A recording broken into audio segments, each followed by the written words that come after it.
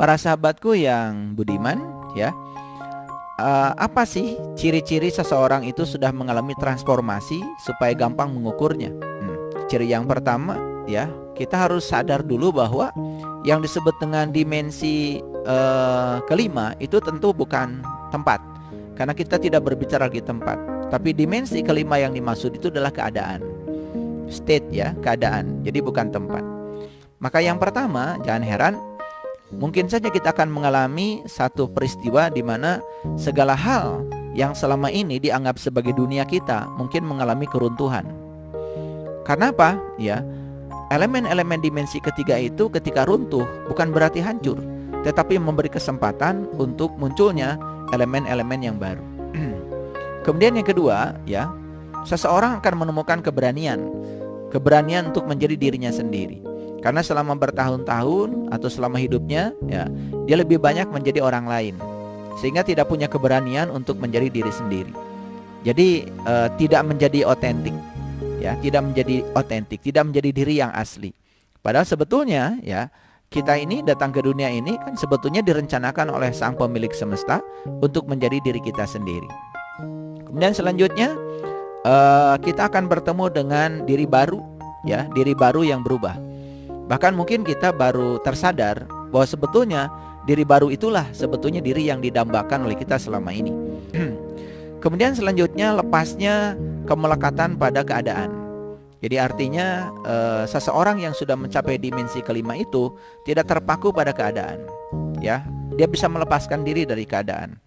Kemudian sensitivitas jiwa juga meningkat, ya, terutama terhadap getaran-getaran yang berbeda. Jadi seseorang yang sudah naik, ya, kesadarannya, sensitivitas jiwanya juga meningkat. Yang dulu misalnya kurang peduli pada orang lain, dulu kasih sayangnya sangat terbatas. Nah, sekarang itu dia sudah lebih fleksibel. Artinya dia lebih lembut, sehingga sensitivitas jiwanya itu meningkat. Kemudian mungkin saja dia meninggalkan banyak elemen-elemen kehidupan yang selama ini, ya, berlawanan dengan karakter jiwanya. Karena banyak sekali, ya, orang yang nyaman atau merasa nyaman dalam elemen-elemen kehidupan yang sebetulnya elemen-elemen itu berlawanan dengan karakter jiwa. Dan orang yang mengalami kesadaran, peningkatan kesadaran, dia akan mulai meninggalkan elemen-elemen yang dianggap berlawanan dengan karakter jiwa. Kemudian jangan heran, ya, ketika seseorang sedang mengalami transformasi spiritual, ya, mungkin saja dia mulai menjauh dari orang-orang atau situasi tertentu yang dianggap kurang menunjang untuk perkembangan jiwanya. Mulai berani mencintai diri sendiri, ya, sehingga ada semacam prioritas pada kesejahteraan diri. Dan ini bukan egois, ya, bukan egois. Karena begini, ya, bagaimana mungkin seseorang bisa mencintai orang lain kalau dia belum bisa berhasil mencintai dirinya sendiri? Ini bukan keegoisan, tetapi dia sudah mulai punya prioritas untuk mensejahterakan diri. Tidak menyakiti lagi, tidak merendahkan dirinya lagi. Dia sanggup untuk memantaskan dirinya, ya, untuk mencapai ketaterbatasan. Keseimbangan, kesehatan mental dan emosi juga meningkat, ya. Kita bisa melihat, ya, orang-orang yang tingkat kesadarannya meningkat biasanya mengalami keseimbangan dalam dimensi mental dan emosi. Jadi artinya mental dan emosinya mulai lebih sehat, ya, lebih sehat. Tidak gampang marah, tidak gampang tersinggung, tidak mudah menghakimi, ya, tidak merendahkan orang lain, ya, seperti itu. Kemudian memiliki semangat hidup yang tinggi. Jadi dia lebih energetik, ya. Kenapa? Kenapa memiliki semangat hidup yang tinggi? Karena dia sudah tahu rahasia hidup. Dia akan menjadi seorang pekerja cahaya. Artinya dia sudah mulai membentuk dirinya menjadi mercusuar. Jadi tidak lagi menebarkan kegelapan, ya. Dia senantiasa menebarkan cahaya pada semesta. Makanya orang yang sudah di kesadaran ini, dia memancar ke satu arah. Artinya dia terus memancarkan kebaikan pada siapapun, walaupun mungkin saja orang yang oleh dia telah diberikan kebaikan itu tidak membalas kebaikannya. Dia tidak pernah berhenti, terus saja memancar. Mulai setia pada hakikat diri. Jadi ada hakikat, ada syariat, ya. Jadi dia sudah mulai setia pada hakikat diri. Jadi tidak hanya di level kulit, ya.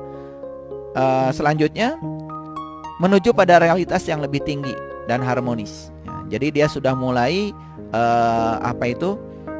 memasuki kehidupan di mana dia sudah tidak lagi terjebak oleh kehidupan lama.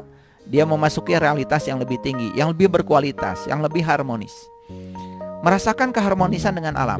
Nah, ini cirinya ya. Karena orang-orang yang sudah tinggi kesadarannya, dia sudah memasuki level energi, maka dia merasa terhubung dengan semuanya, sehingga merasakan keharmonisan dengan alam. Jadi, orang yang semacam ini terhadap peristiwa apapun di alam semesta tidak pernah ya protes mengapa ini terjadi.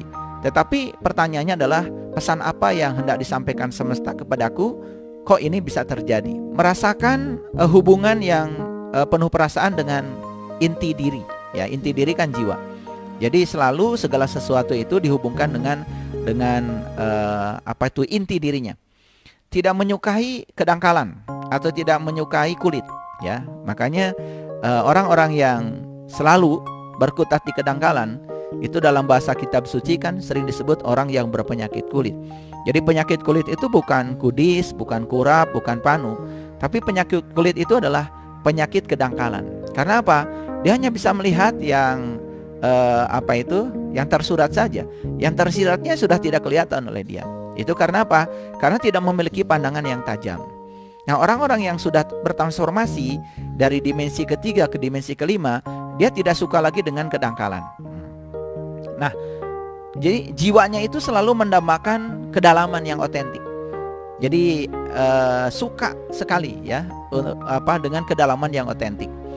Menemukan bahasa baru, menemukan sentuhan baru, menemukan bahasa rasa ya.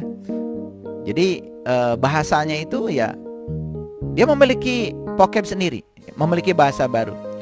Tercapainya hubungan yang lebih harmonis dengan alam dan semua makhluk.